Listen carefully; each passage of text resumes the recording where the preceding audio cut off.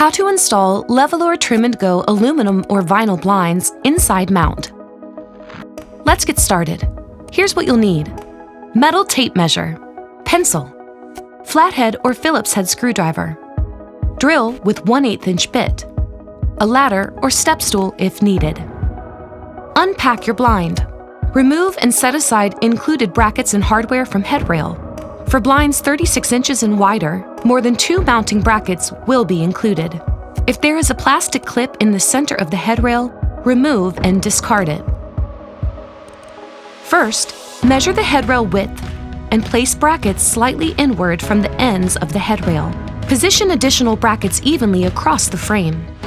Be sure brackets do not interfere with parts in the headrail. Mark the bracket placement inside the window frame. And drill your pilot holes. Then, install each bracket using 2 of the supplied screws.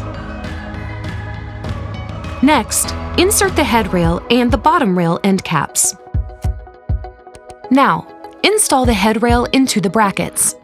Lift the headrail up to the brackets and using an upward motion, rotate headrail into brackets until it clicks into place.